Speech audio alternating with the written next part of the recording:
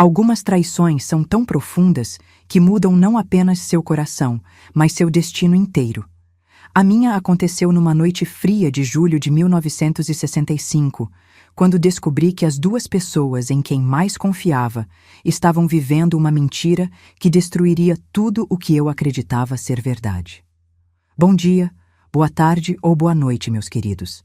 Antes de começar minha história hoje, quero agradecer de coração pelos 67 mil inscritos que este canal alcançou.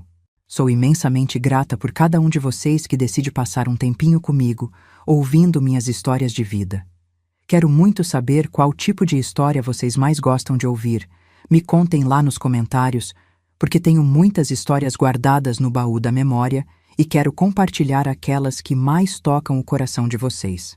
Já aproveitem e se inscrevam no canal, curtam o vídeo e comentem de onde estão assistindo. Seria uma alegria saber que pessoas de diferentes lugares estão ouvindo minha história. Agora, vou contar uma história que marcou profundamente minha vida. Algumas traições são tão profundas que mudam não apenas seu coração, mas seu destino inteiro. Nasci em 1947, numa pequena cidade chamada Santa Cruz do Sul, no interior do Rio Grande do Sul. Era uma época diferente, onde as mulheres tinham pouquíssimas escolhas na vida. Cresci ouvindo que nosso destino era casar, ter filhos e cuidar da casa. E assim eu fiz, como todas as moças da minha idade. Aos 19 anos, em 1962, me casei com Arlindo Souza, um rapaz trabalhador que conheci na festa da igreja. Ele tinha 24 anos, era bonito, de boa família e trabalhava no comércio local. Meus pais aprovaram o casamento imediatamente.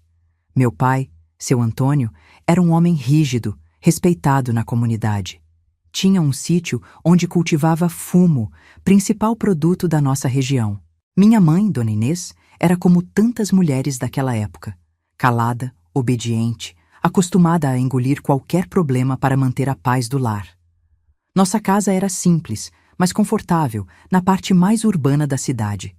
Nos finais de semana, visitávamos meus pais no sítio, que ficava a cerca de meia hora da cidade. Arlindo se dava muito bem com meu pai e sempre se oferecia para ajudá-lo nas tarefas mais pesadas. Eu me sentia orgulhosa de ver como eles se entendiam, como meu marido respeitava meu pai. Os primeiros anos de casamento foram tranquilos. Eu cuidava da casa, fazia trabalhos de costura para fora para complementar nossa renda e sonhava com o dia em que teríamos filhos. Arlindo era atencioso, me trazia pequenos presentes às vezes, uma fita para o cabelo, um doce da padaria. Não era um amor ardente como nos livros de romance, mas era o que eu conhecia, o que eu esperava da vida. Naquela época, as coisas eram diferentes. Não tínhamos telefone em casa, televisão era raridade, e as notícias chegavam devagar. O mundo girava em outro ritmo. As pessoas se casavam para toda a vida, independente do que acontecesse. Divórcio era palavra proibida, vergonha para qualquer família.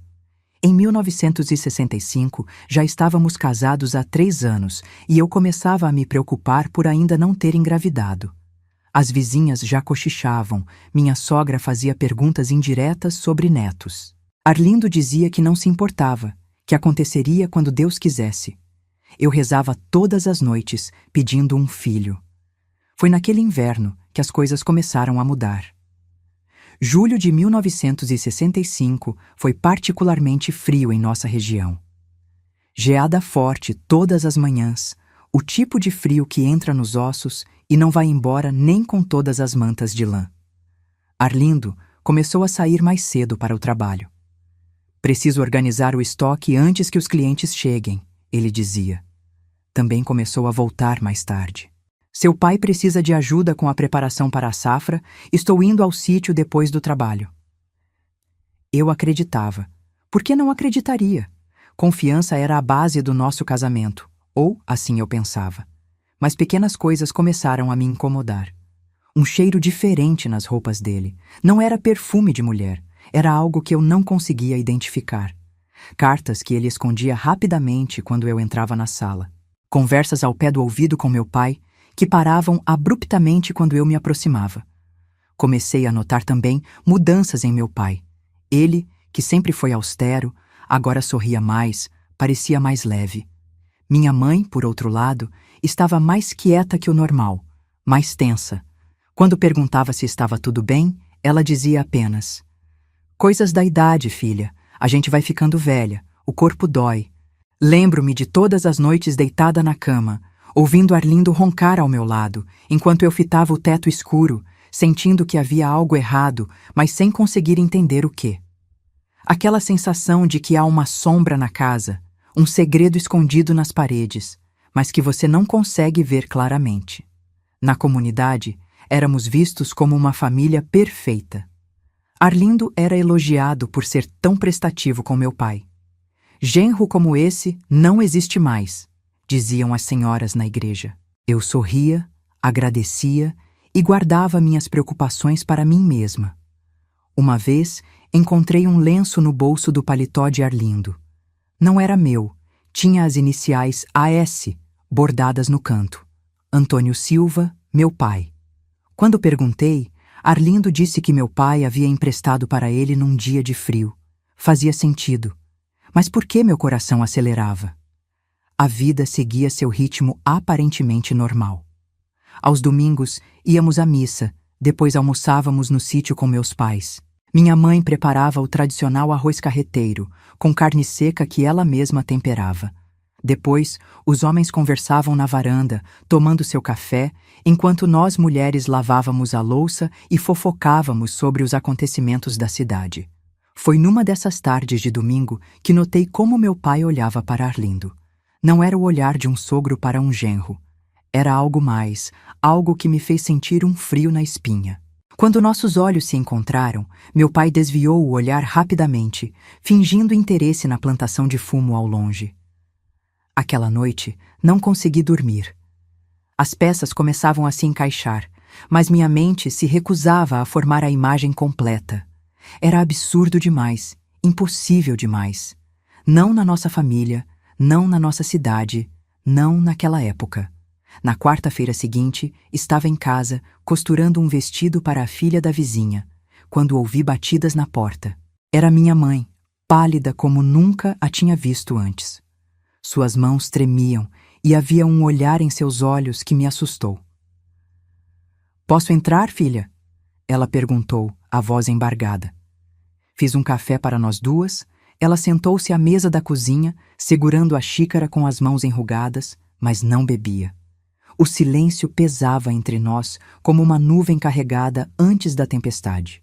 "Cleusa, preciso te contar uma coisa, mas não sei como", ela finalmente disse, respirando fundo, como quem reúne coragem para mergulhar em água gelada. "Fui levar comida para o seu pai no galpão do fundo ontem à noite. A luz estava apagada, mas ouvi vozes." Minha mãe parou. Lágrimas silenciosas escorriam pelo rosto envelhecido. Eu já sabia o que viria a seguir, meu coração já sabia, mas minha mente ainda lutava contra a verdade. Reconheci a voz do Arlindo. Eles não me viram.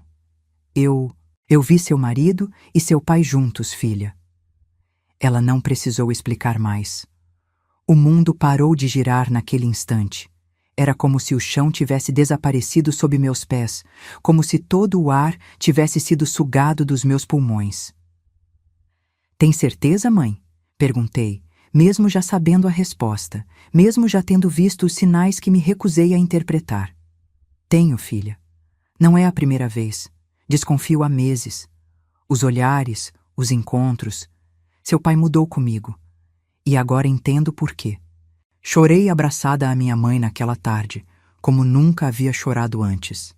Não era apenas a traição, era a mentira, o engano, os anos vividos numa farsa. Era a vergonha, a humilhação de saber que talvez outros também soubessem ou desconfiassem. Era saber que as duas pessoas em quem mais confiava, meu marido e meu pai, haviam conspirado para me enganar, para enganar minha mãe. "Não vou mais viver assim, filha", minha mãe disse, com uma firmeza que me surpreendeu, vinda daquela mulher sempre tão submissa. "E você também não deveria." Naquela noite, não dormi. Arlindo chegou tarde, como de costume, inventando a mesma desculpa de sempre. Fingi que estava dormindo, incapaz de olhar para ele, incapaz de confrontá-lo ainda. Precisava ter certeza, precisava ver com meus próprios olhos. E foi o que fiz no dia seguinte. Disse a Arlindo que ia visitar uma cliente no outro lado da cidade. Em vez disso, fui até o sítio do meu pai. Sabia que àquela hora ele deveria estar trabalhando no galpão onde armazenava o fumo seco. Me aproximei em silêncio, o coração batendo tão forte que pensei que poderia ser ouvido à distância. Entrei pelos fundos, me escondi atrás das pilhas de feno. Não precisei esperar muito. Meu pai estava lá. E logo chegou Arlindo. Vi quando se abraçaram, quando se beijaram. Vi a intimidade entre eles, a familiaridade dos gestos que deixava claro que aquilo acontecia há muito tempo. Senti nojo, raiva, humilhação, mas principalmente senti uma determinação crescer dentro de mim. Voltei para casa com um fogo no peito que nunca tinha sentido antes. As lágrimas haviam secado, dando lugar a uma raiva fria e calculada. Quando minha mãe chegou mais tarde, ela viu meu olhar e entendeu imediatamente. Também viu, não é? Ela perguntou. Apenas assenti. Não vamos embora como fugitivas, eu disse, sentindo uma força que não sabia que possuía. Eles nos traíram, nos enganaram, viveram uma mentira às nossas custas. São eles que devem sentir vergonha, não nós. Foi naquele momento, sentada à mesa da cozinha com minha mãe, duas mulheres traídas da pior forma possível, que decidimos que não seríamos vítimas silenciosas. Não aceitaríamos aquele destino de humilhação quieta que a sociedade esperava de nós. Nossa vingança estava apenas começando. Aquela noite foi a mais longa da minha vida. Sentada na sala com minha mãe até o amanhecer, planejamos cada detalhe do que faríamos. Não sei de onde veio tanta força. Talvez da raiva, talvez do desespero, ou talvez ela sempre estivesse ali dentro de nós, esperando o momento certo para despertar. Não vamos embora como fugitivas, repeti para minha mãe, vendo em seus olhos o mesmo fogo que ardia dentro de mim. Vamos partir sim, mas nos nossos termos. Olhei para o calendário pendurado na parede da cozinha. Estávamos em meados de julho e no final do mês teríamos a festa de São João, o maior evento do ano em Santa Cruz do Sul.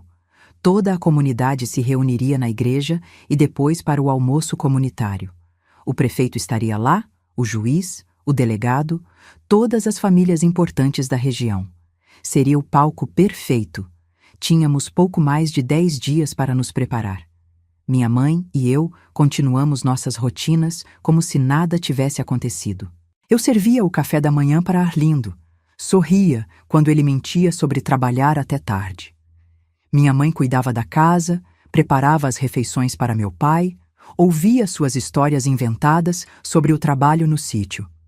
A cada mentira deles, nossa determinação crescia. Nos encontrávamos durante o dia, enquanto eles estavam fora, para organizar nossa partida. Minha mãe começou a reunir o dinheiro que tinha guardado ao longo dos anos. Economias de pequenos trabalhos de costura que fazia, de ovos que vendia às escondidas, de trocados que conseguia economizar do dinheiro das compras. Era pouco, mas seria o suficiente para começarmos de novo. Sempre soube que um dia precisaria disso, ela me disse, mostrando a lata de biscoitos onde escondia o dinheiro, enterrada no quintal sob a roseira. Nunca imaginei que seria por esse motivo.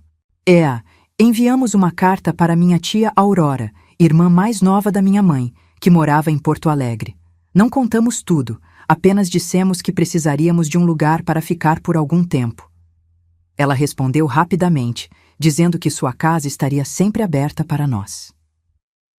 Comprei 2 passagens de ônibus para Porto Alegre, com data para a noite da festa de São João. O vendedor na rodoviária me olhou curioso. Não era comum mulheres viajarem sozinhas, muito menos em dia de festa. Inventei uma história sobre uma prima doente que precisava de cuidados. Ele não questionou mais. Em casa, comecei a separar discretamente algumas roupas, fotografias de família, documentos importantes, nada que pudesse levantar suspeitas. Costurei bolsos internos em uma anágua antiga, onde escondi nossos documentos e parte do dinheiro. Naquela época, as mulheres não tinham contas em banco, não tinham acesso a crédito ou empréstimos sem a autorização do marido ou do pai.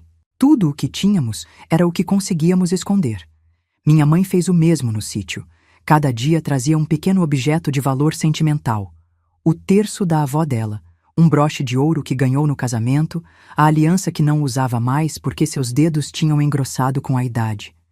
Pequenos tesouros que carregariam nossa história. O mais difícil foi manter as aparências. Nos domingos que antecederam a festa, fomos à missa como sempre. Sentávamos no mesmo banco de madeira, ouvíamos o sermão do Padre José, cumprimentávamos os conhecidos na saída. Arlindo e meu pai se comportavam como os homens respeitáveis que todos pensavam que eles eram. Lembro de um desses domingos, quando Dona Carmita, a esposa do farmacêutico, se aproximou após a missa. "Cleusa, você está bem? Parece abatida", ela perguntou, genuinamente preocupada. Sorri. Menti sobre noites mal dormidas, sobre dores de cabeça. Menti tão bem quanto havia aprendido a mentir naquelas últimas semanas. O mais estranho era como a vida continuava ao nosso redor, alheia ao terremoto que havia destruído nosso mundo. O padeiro ainda fazia o mesmo pão todas as manhãs, as crianças ainda brincavam na praça, o sino da igreja ainda tocava nas horas certas. Apenas nós duas sabíamos que nada mais seria como antes. 3 dias antes da festa, tive uma ideia. Fui até a farmácia e comprei um frasco de sonífero, daqueles vendidos para mulheres nervosas. O farmacêutico não hesitou em me vender, especialmente quando mencionei minhas supostas crises de insônia. Naquela época, ninguém questionava uma mulher frágil precisando de calmantes. Na véspera da festa, minha mãe insistiu em ser ela a fazer o comunicado na igreja. "Você é jovem, filha, tem toda a vida pela frente. Se algo der errado, se alguém reagir mal, que seja comigo." Eu não concordei. Faríamos juntas, como tínhamos planejado. Naquela noite, dormi ao lado de Arlindo pela última vez. Ele dormia tranquilo, sem saber que eu estava acordada, observando seu rosto à luz fraca da lua que entrava pela janela. Por um breve momento, senti uma pontada de dúvida. E se estivéssemos erradas? E se houvesse outra explicação? Mas então lembrei das cenas que presenciei no galpão, das mentiras constantes, dos anos vividos numa farsa. Não estávamos erradas. E mesmo que houvesse outra explicação, eles tiveram tempo suficiente para nos contar a verdade. A manhã da festa de São João amanheceu fria, mas com um céu surpreendentemente claro para julho. Levantei cedo, preparei o café como sempre. Arlindo comentou sobre como eu estava bonita, sobre como o vestido azul que escolhi para a missa combinava com meus olhos. Agradeci, como a esposa amorosa que ele pensava que eu ainda era. Minha mãe chegou cedo para irmos juntas à igreja. Ela usava seu melhor vestido, o que guardava para ocasiões especiais, e o broche de ouro que pertenceu à minha avó. Seu rosto tinha uma serenidade que eu nunca havia visto antes. Levamos nossas pequenas malas até a casa de Dona Geni, uma vizinha de confiança.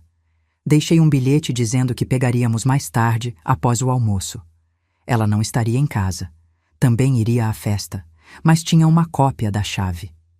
Era comum esse tipo de arranjo entre vizinhas naquela época. A igreja estava lotada quando chegamos. Famílias inteiras ocupavam os bancos de madeira. Crianças inquietas eram repreendidas com olhares severos das mães. O aroma de incenso preenchia o ar. Meu pai e Arlindo já estavam lá, nos esperando no lugar de sempre, terceiro banco da direita.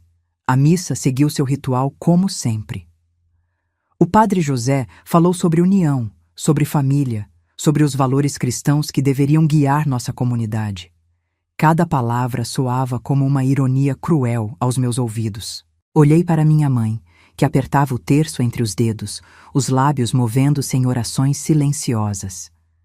Quando chegou o momento do ofertório, quando as famílias se dirigiam ao altar para entregar suas doações, senti meu coração acelerar. Era agora. Minha mãe se levantou primeiro, eu a segui. Caminhamos lentamente pelo corredor central, sentindo os olhares da comunidade sobre nós.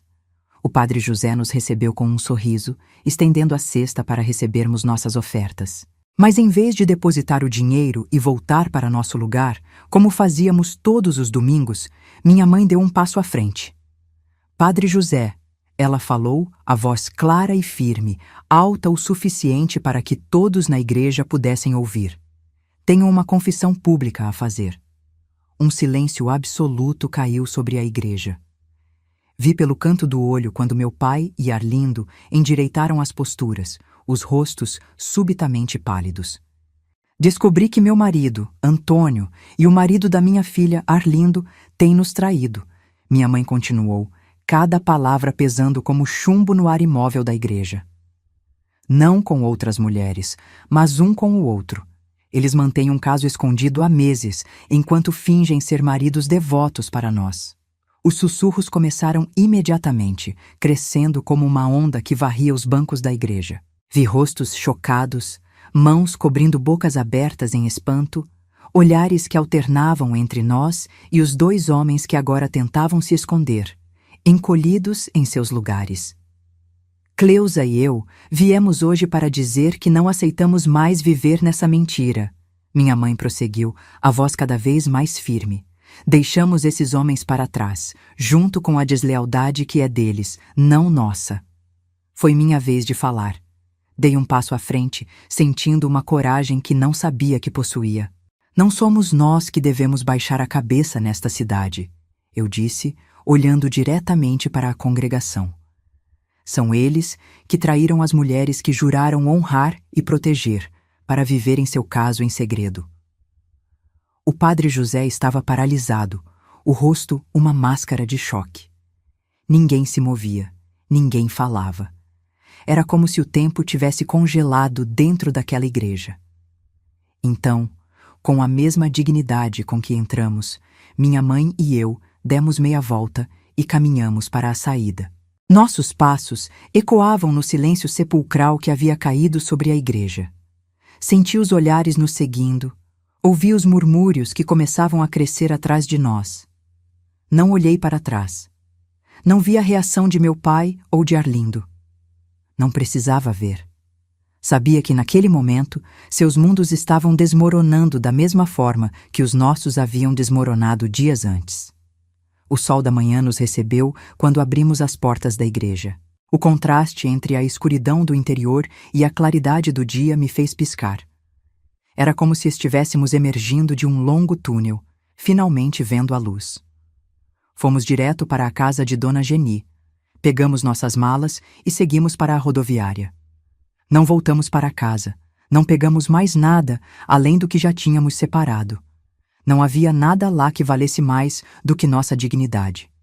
Na rodoviária, compramos 2 cafés e esperamos pelo ônibus que nos levaria para Porto Alegre. Sentadas lado a lado no banco de madeira, observávamos o movimento da pequena cidade que logo deixaríamos para trás. Acha que fizemos a coisa certa, mãe? Perguntei, uma última pontada de dúvida me atingindo. Ela pegou minha mão entre as suas, aquelas mãos que haviam trabalhado tanto, que haviam suportado tanto. Fizemos o que precisava ser feito, filha.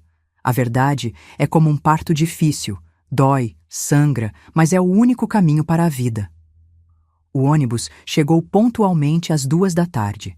Entregamos nossas passagens ao motorista, um homem de meia idade que mal nos olhou, acostumado com viajantes anônimos. Escolhemos lugares no fundo, longe dos outros passageiros. Quando o motor roncou e o ônibus começou a se mover, senti um misto de medo e alívio. Estávamos deixando para trás tudo o que conhecíamos, nossa casa, nossa cidade, nossa vida. Mas estávamos levando conosco algo muito mais valioso, nossa dignidade, nossa verdade, nossa coragem recém-descoberta. Olhei pela janela uma última vez para Santa Cruz do Sul, para as ruas que conhecia desde criança, para o campanário da igreja que agora se distanciava. Sabia que nunca mais voltaria. Sabia também que a história do que aconteceu naquela igreja se espalharia como fogo em palha seca, que seria contada e recontada, que seria o escândalo do ano, talvez da década. Deixamos para trás um terremoto social, cujas réplicas sentiriam por muito tempo. Mas isso não era mais problema nosso. Nossa vingança estava consumada, não com violência, não com gritos, mas com a verdade crua e simples, exposta à luz do dia diante de toda a comunidade. O caminho para Porto Alegre era longo, quase 6 horas de estrada. Dormi parte do trajeto, exausta pelo peso dos últimos dias, pela tensão acumulada, pela adrenalina que agora abandonava meu corpo. Quando acordei, já estávamos entrando na capital. As luzes da cidade grande brilhavam contra o céu que escurecia. Um novo mundo se abrindo diante de nós. Minha tia Aurora nos esperava na rodoviária, preocupada com nosso telefonema misterioso, com nossa chegada repentina. Mais tarde, contaríamos a ela toda a história. Por enquanto, bastava o abraço apertado, o acolhimento silencioso, a promessa implícita de um recomeço. Naquela noite, deitada na cama improvisada na sala de minha tia, olhando para o teto desconhecido, percebi que havia deixado de ser a Cleusa que todos conheciam, a esposa dedicada, a filha obediente, a mulher que aceitava seu destino sem questionar. Aquela Cleusa tinha ficado para trás, na igreja de Santa Cruz do Sul. Quem eu seria agora, nesta nova vida que se abria à minha frente, ainda era um mistério. Mas uma coisa eu sabia com certeza. Nunca mais permitiria que alguém ditasse meu valor, minha verdade ou meu destino. Os primeiros dias em Porto Alegre foram um borrão de emoções contraditórias. O alívio de termos escapado misturava-se com o medo do desconhecido. A satisfação da vingança consumada alternava com momentos de dúvida sobre o futuro. A casa de minha tia Aurora, um sobrado simples no bairro Cidade Baixa, tornou-se nosso refúgio temporário. Aurora era 15 anos mais nova que minha mãe e diferente dela em quase todos os aspectos.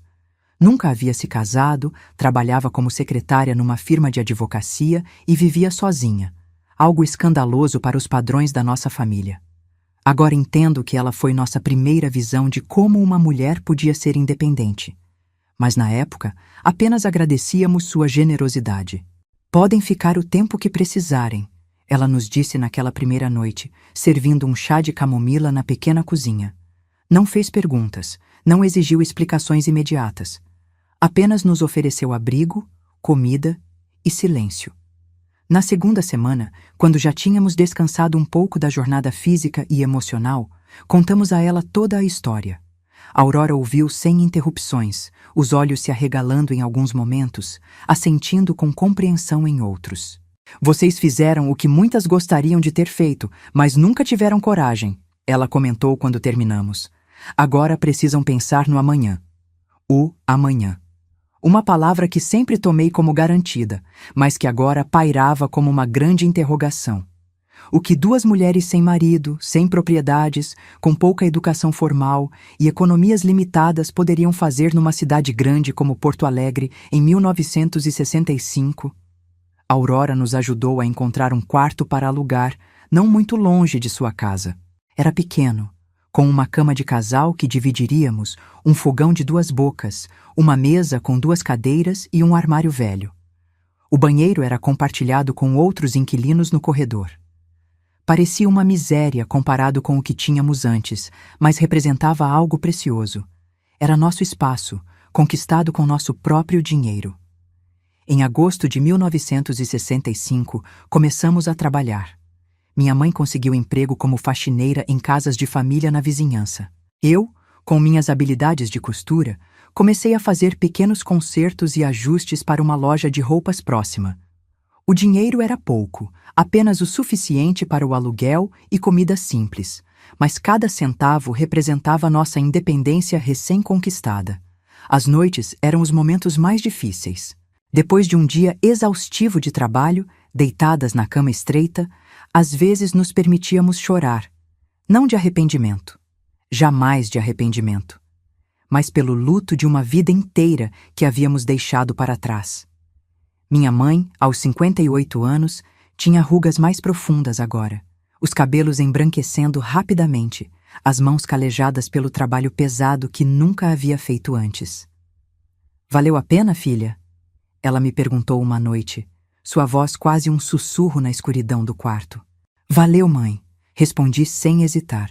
Estamos pobres, estamos cansadas, mas estamos vivendo na verdade. Isso não tem preço. Cerca de 2 meses após nossa chegada, recebemos a primeira notícia de Santa Cruz do Sul. Uma carta de Margarida, minha prima que ainda vivia lá. Abri com mãos trêmulas, minha mãe ao meu lado, ambas temendo e ansiando por notícias. Margarida descrevia o caos que deixamos para trás. Nossa revelação na igreja havia sido apenas o começo. Depois que saímos, houve confusão, gritos, negações. Meu pai tentou alegar que éramos loucas, que havíamos inventado tudo. Arlindo simplesmente fugiu da igreja, incapaz de encarar os olhares acusadores. Nos dias que se seguiram, a história correu pela cidade como fogo em campo seco. O que antes eram apenas suspiros e olhares entre 2 homens, algo que podia ser escondido e negado, agora estava exposto à luz do dia, impossível de ignorar. Meu pai perdeu clientes no sítio, pessoas se recusavam a comprar seu fumo. Arlindo foi demitido da loja onde trabalhava. Ambos se tornaram párias na comunidade que antes os respeitava. O padre José tentou intervir, falando sobre perdão e compreensão, mas mesmo a igreja não podia abafar o escândalo. Seu pai vende partes do sítio para sobreviver, escreveu Margarida.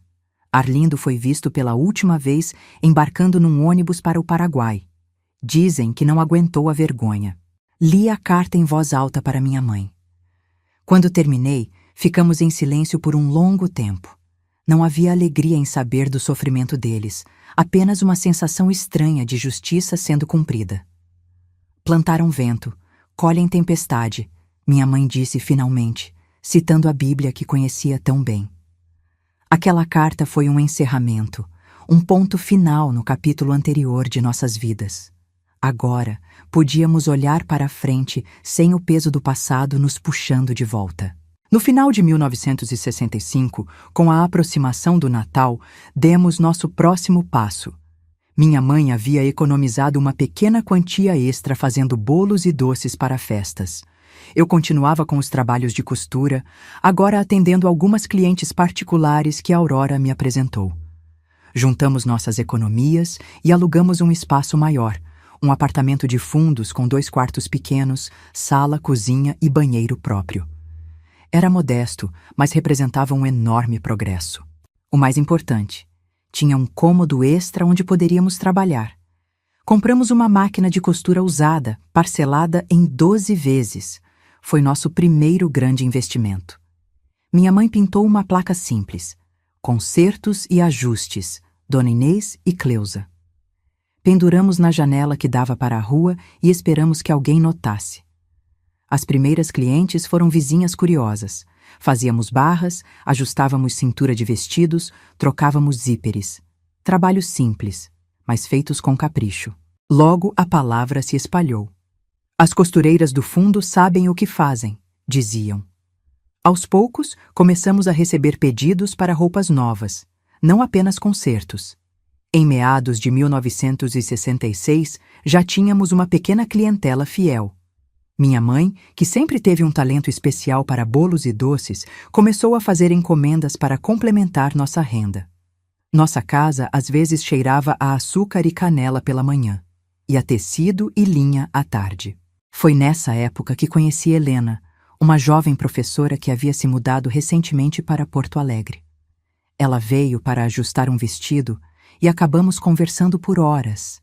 Era instruída, independente, cheia de ideias sobre o futuro, sobre os direitos das mulheres, sobre um mundo que eu mal podia imaginar. Helena se tornou amiga e cliente frequente. Através dela, conhecemos outras mulheres, professoras, enfermeiras, secretárias, mulheres que trabalhavam, que tinham seu próprio dinheiro, que faziam escolhas. Um universo tão diferente do que eu conhecia em Santa Cruz do Sul. Em 1967, Helena nos trouxe uma ideia que mudaria nossas vidas. Ela dava aulas em uma escola para moças do interior que vinham estudar na capital. Muitas dessas meninas ficavam em pensões caras ou casas de família que as exploravam. Vocês têm espaço aqui. Por que não hospedam 1 ou 2 estudantes? Teriam uma renda extra e ajudariam essas meninas, ela sugeriu. A ideia pareceu absurda no início. Nosso apartamento era pequeno, mal havia espaço para nós duas. Mas quanto mais pensávamos nisso, mais sentido fazia. Poderíamos reorganizar os quartos, talvez até procurar um lugar maior se desse certo. Em fevereiro de 1968, recebemos nossa primeira hóspede, Luísa, 18 anos, vinda de Caxias do Sul para estudar enfermagem. Era tímida, assustada com a cidade grande, grata por encontrar um ambiente acolhedor. Cobrávamos um valor justo pela hospedagem, que incluía café da manhã e janta, preparados por minha mãe. Luísa trouxe vida nova para nossa casa.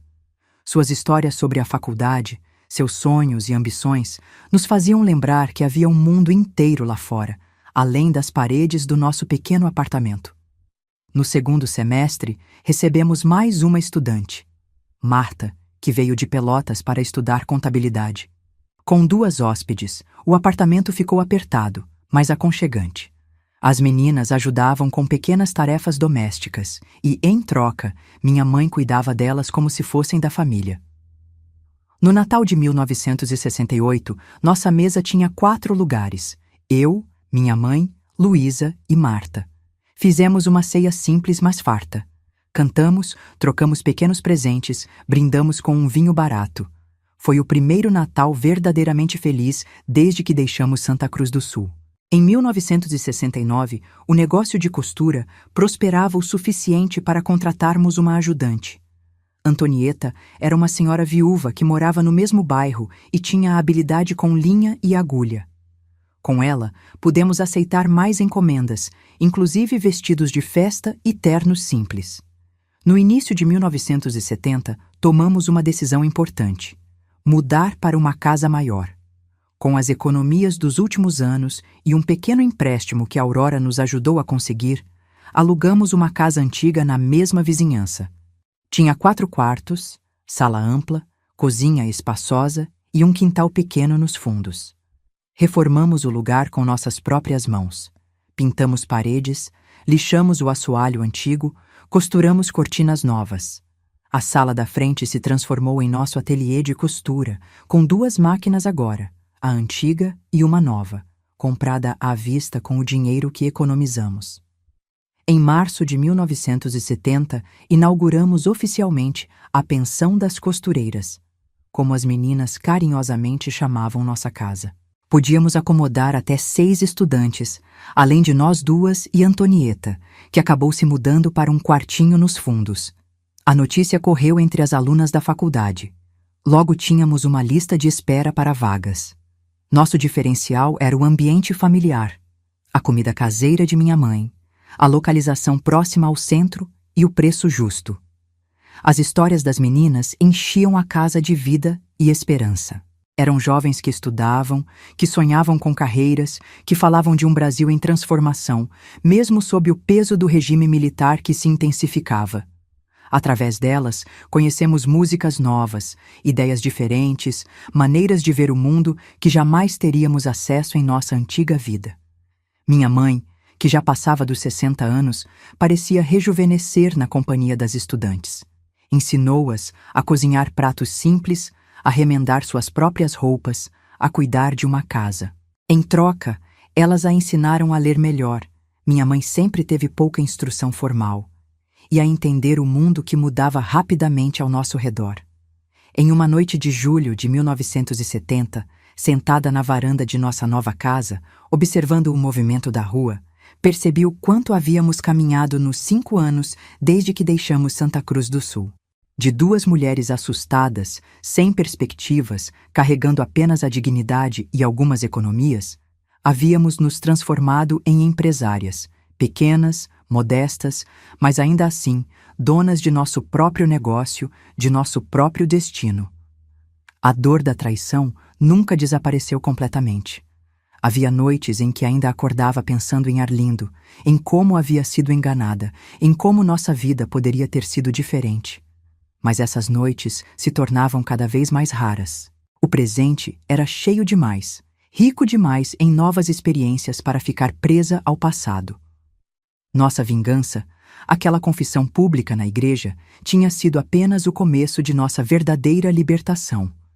A verdadeira vingança, percebi então, não foi a exposição da traição deles, mas a vida que construímos depois, uma vida que jamais teríamos tido se continuássemos presas naquela mentira.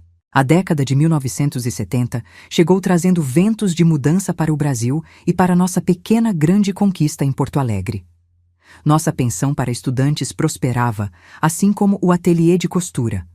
O que começou como uma necessidade de sobrevivência havia se transformado em um negócio legítimo, sustentando não apenas a nós, mas também criando oportunidades para outras mulheres. Em março de 1971, recebemos uma carta que mudaria novamente o curso de nossas vidas. Era de Margarida, minha prima de Santa Cruz do Sul, a mesma que nos informara sobre o destino de meu pai e Arlindo anos antes.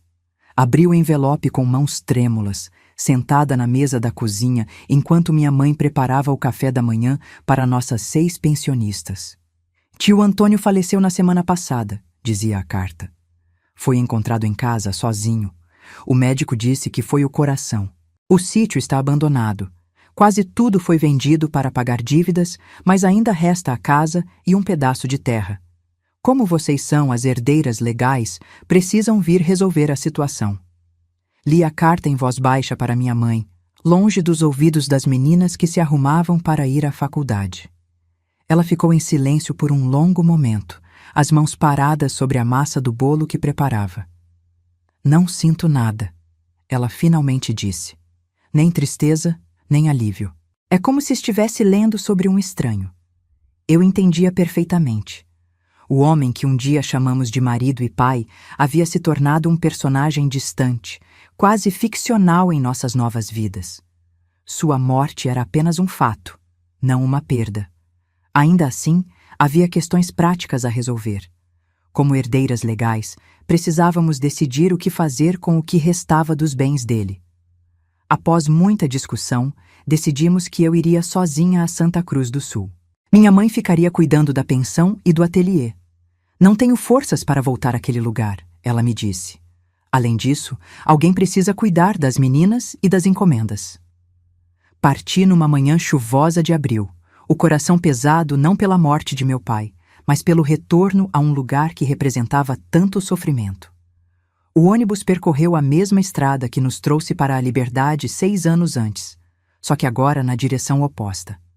Santa Cruz do Sul parecia ao mesmo tempo familiar e estranha. As mesmas ruas, as mesmas casas, a mesma igreja onde nossa vida mudou para sempre. Mas eu já não era a mesma Cleusa que saiu dali naquele domingo de festa. Era uma mulher diferente que voltava agora, mais forte, mais segura, dona de seu próprio destino. Hospedei-me na casa de Margarida, recusando convites de outros parentes que, curiosos, queriam saber detalhes de nossa vida em Porto Alegre. A notícia de minha volta se espalhou rapidamente. Sentia os olhares, os cochichos quando passava pela rua. Alguns desviavam o caminho para não me cumprimentar. Outros vinham com perguntas disfarçadas de preocupação. O advogado que cuidava do inventário me recebeu com formalidade excessiva. Explicou que meu pai havia vendido quase tudo para pagar dívidas de jogo e bebida. O que restava era a casa, bastante deteriorada, e um pequeno pedaço de terra que não valia muito. E Arlindo? Alguma notícia dele? Perguntei, tentando soar casual. O advogado ajustou os óculos, desconfortável. Ninguém sabe ao certo. Há rumores de que esteve no Paraguai por um tempo. Alguns dizem que voltou ao Brasil, mas para outra região. Nunca mais apareceu por aqui. Visitei o sítio no dia seguinte. A casa onde meus pais viveram por décadas estava quase em ruínas. O telhado tinha buracos, as janelas estavam quebradas, o mato crescia alto ao redor. O galpão onde presenciei a cena que mudou nossa vida ainda estava de pé, mas inclinado, como se também estivesse cansado de guardar segredos. Caminhei pelo terreno, sentindo uma mistura estranha de emoções. Ali nasceu minha mãe. Ali eu passei minha infância correndo entre as plantações de fumo.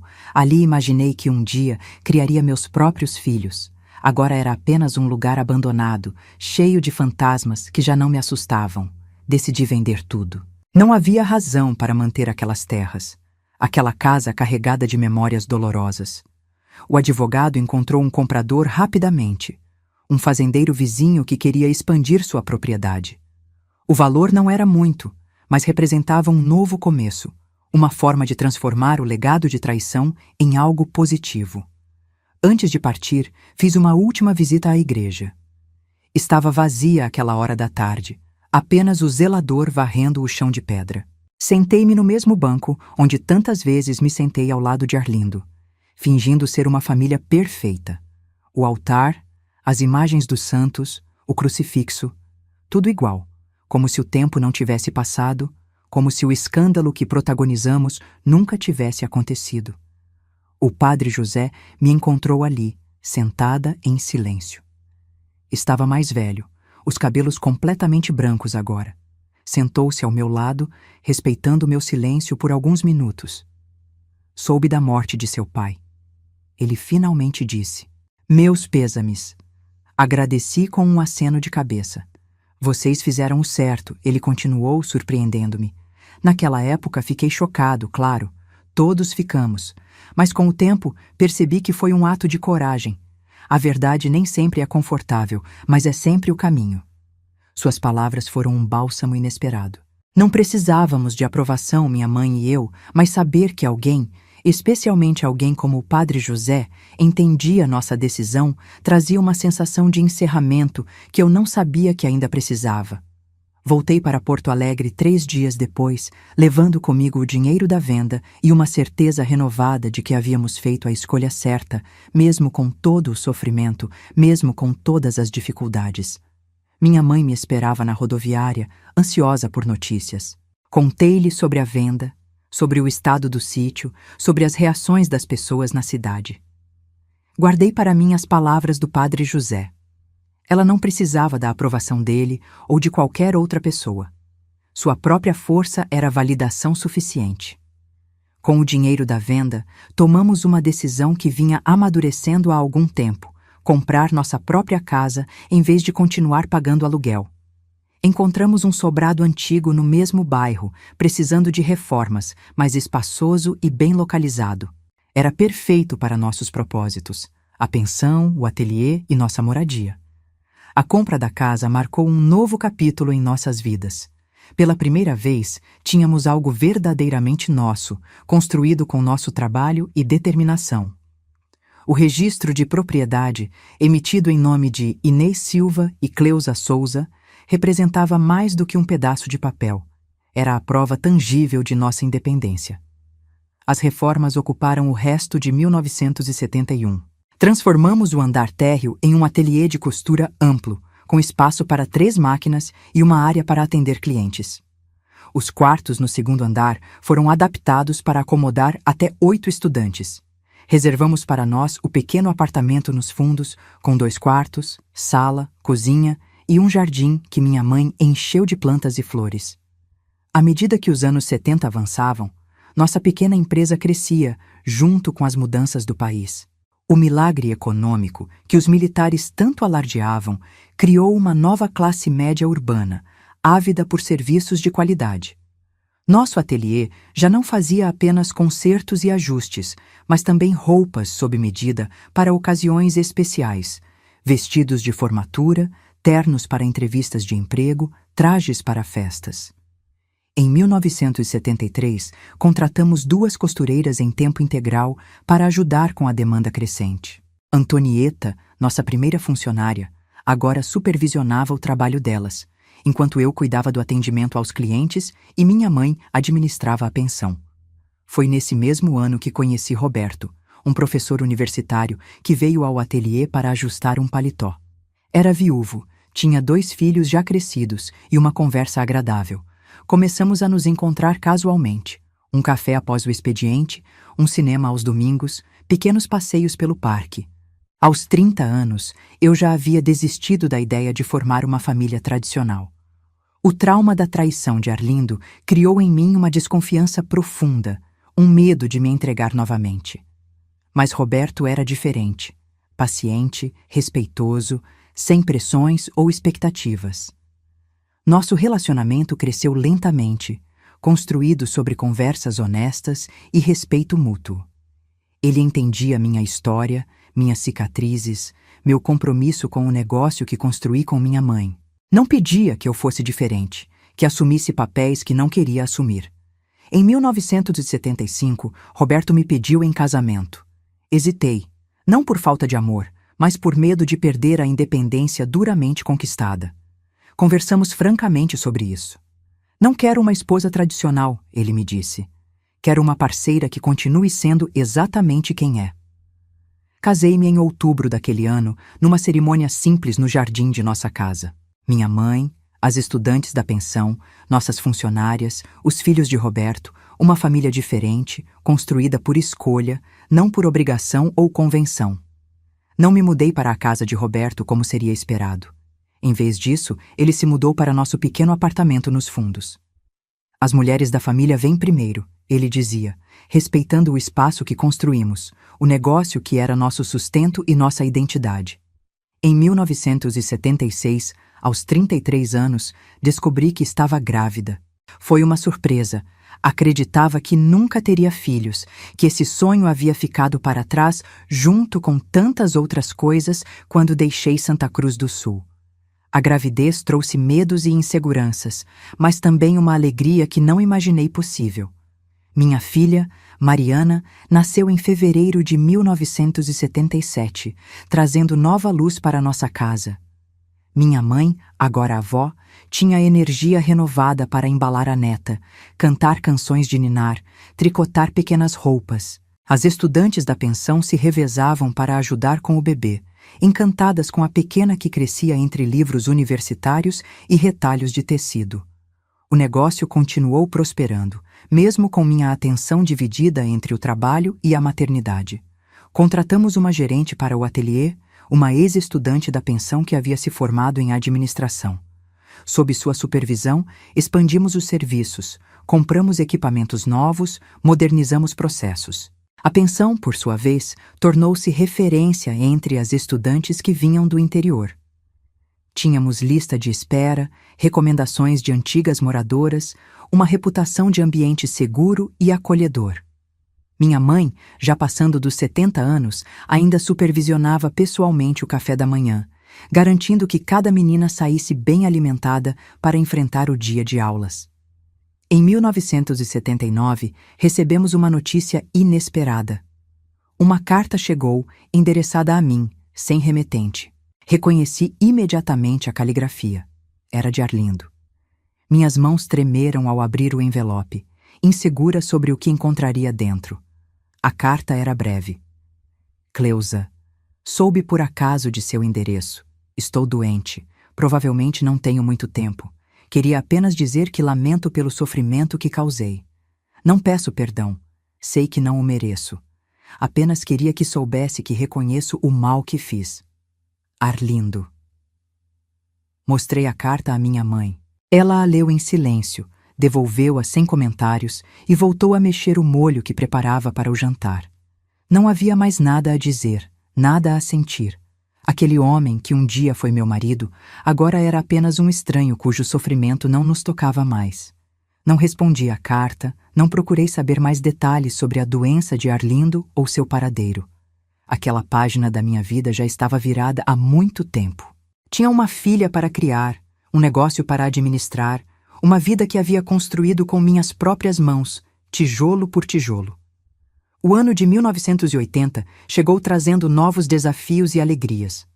Mariana, com 3 anos, era uma criança curiosa e vivaz, encantada com as máquinas de costura, com as estudantes que iam e vinham, com os livros que Roberto trazia para ela. Nossa casa, sempre cheia de vozes femininas, de risadas, de histórias compartilhadas, era um universo à parte, um pequeno oásis de possibilidades em um mundo que ainda lutava para reconhecer o valor e o poder das mulheres. Quando olhava para trás, para a jovem assustada que fui um dia, para a decisão corajosa que minha mãe e eu tomamos naquela igreja lotada, sentia uma mistura de orgulho e gratidão. A estrada não havia sido fácil. Houve noites de choro, dias de dúvida, momentos de desespero. Mas cada obstáculo superado, cada pequena vitória, nos trouxe até aqui. Donas de nosso próprio destino, construtoras de nossa própria história.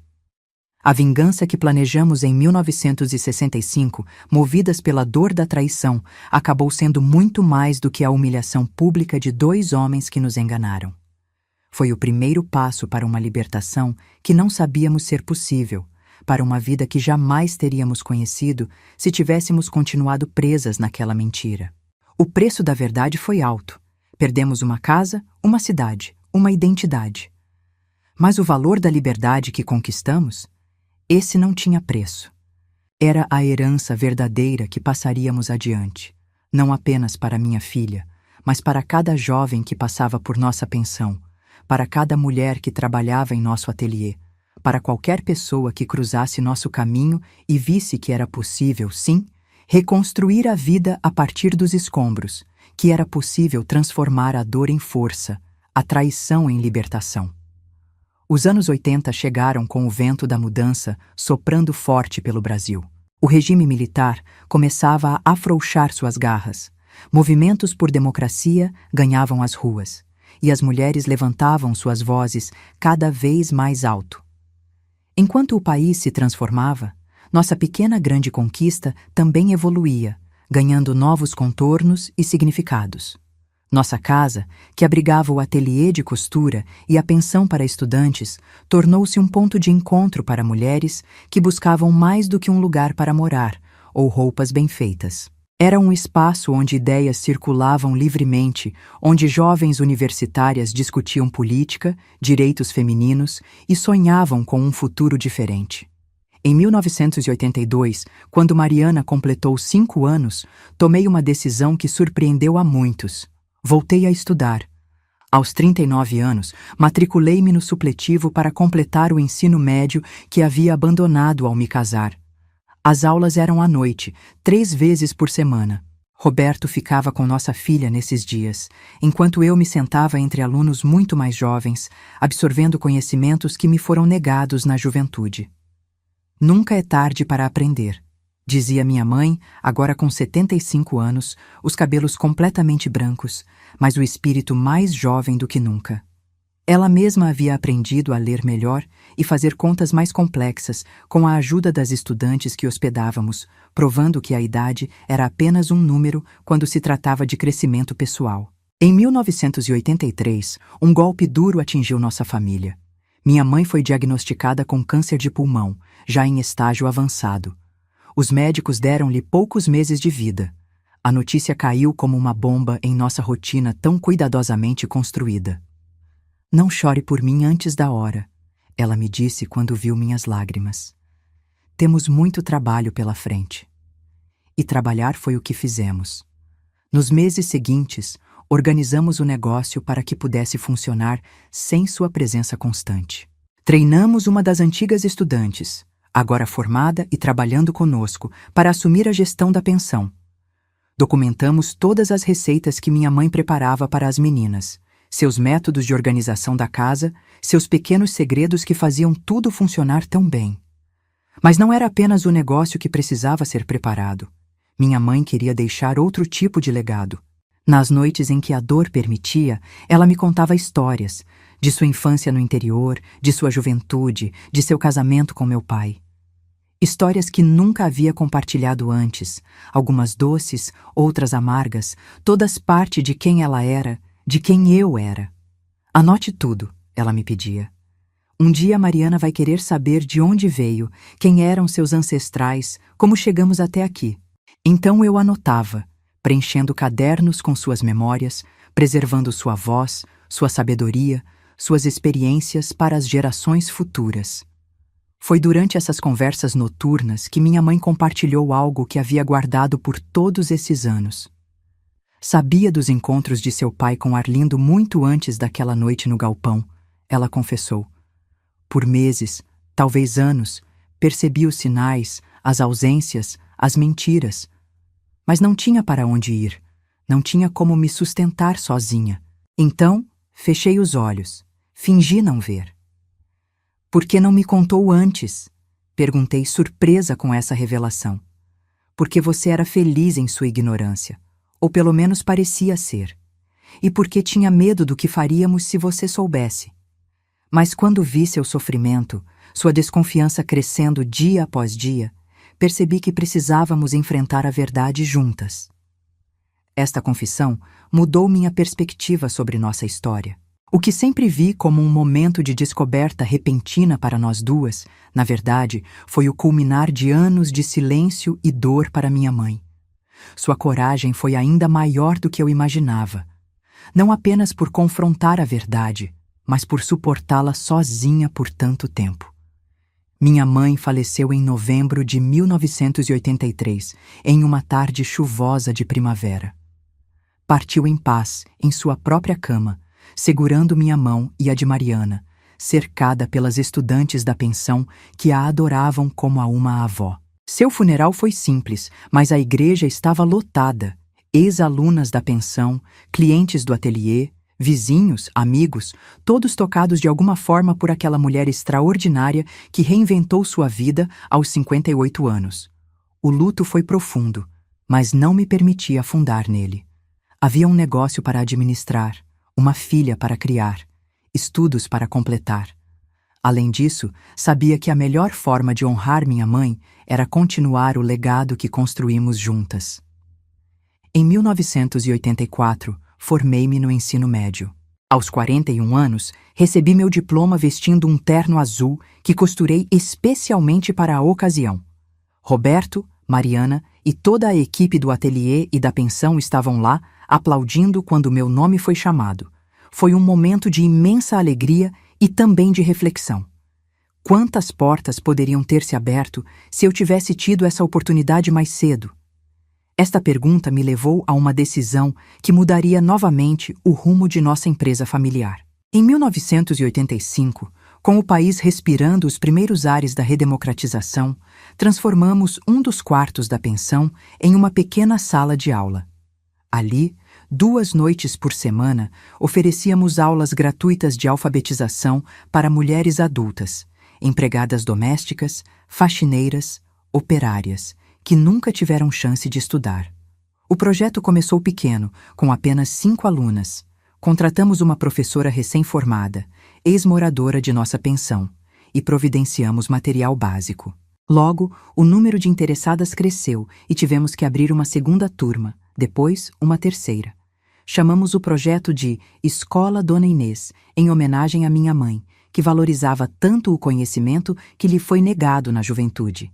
Em 1987, nosso pequeno projeto educacional ganhou reconhecimento da Secretaria Municipal de Educação. Com esse apoio oficial, pudemos expandir as aulas, incluindo formação profissional básica em costura, culinária e administração doméstica.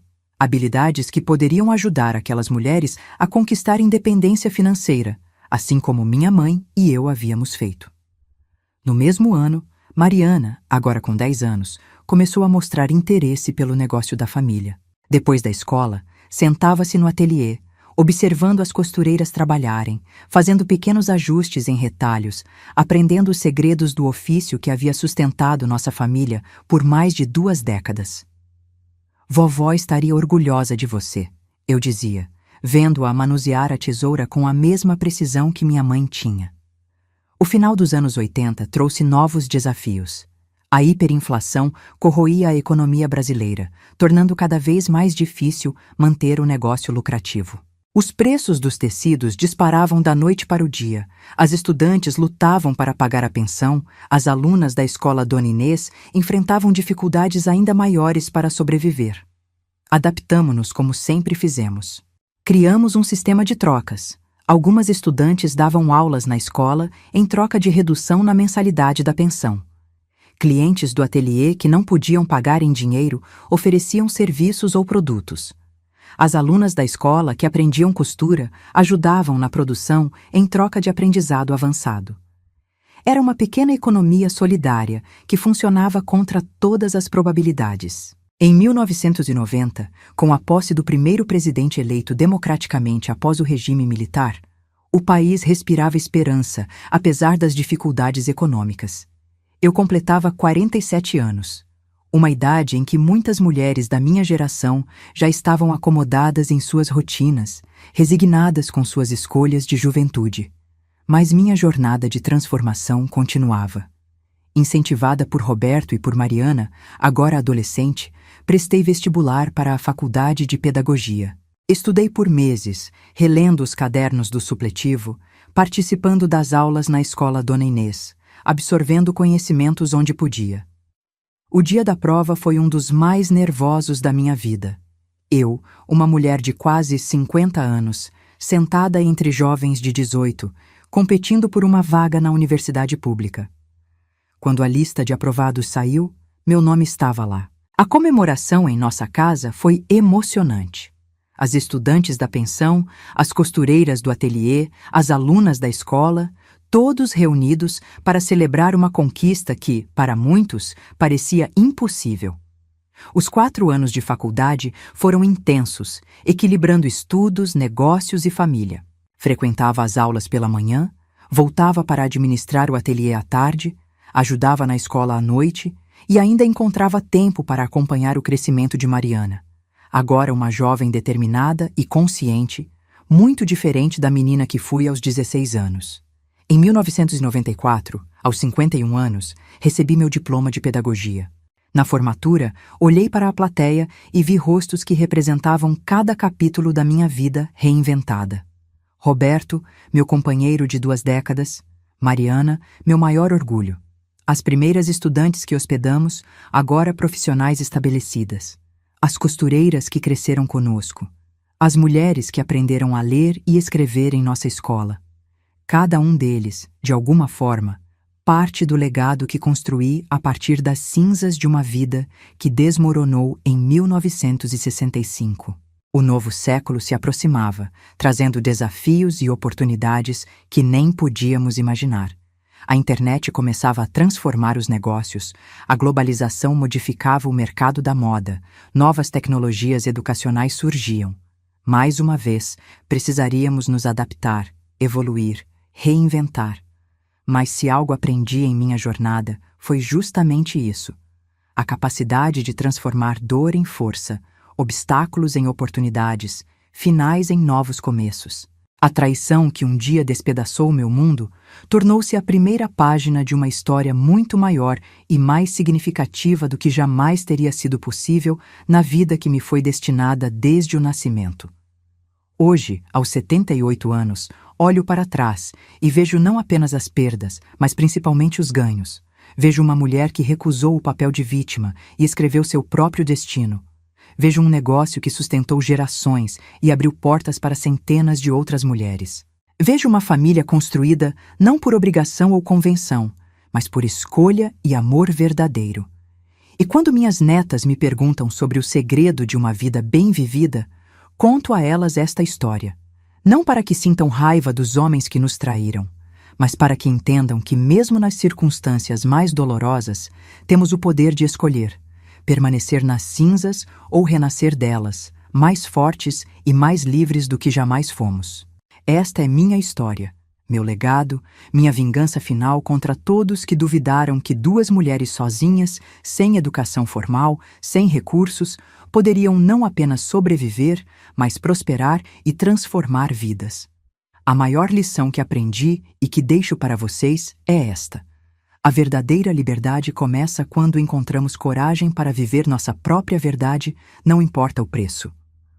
Antes de me despedir, queria agradecer a todos vocês que me acompanharam até aqui nesta jornada de memórias. Se minha história tocou seu coração de alguma forma, por favor, deixe seu like, inscreva-se no canal para conhecer outras histórias como a minha e compartilhe com alguém que talvez precise ouvir que sempre é possível recomeçar.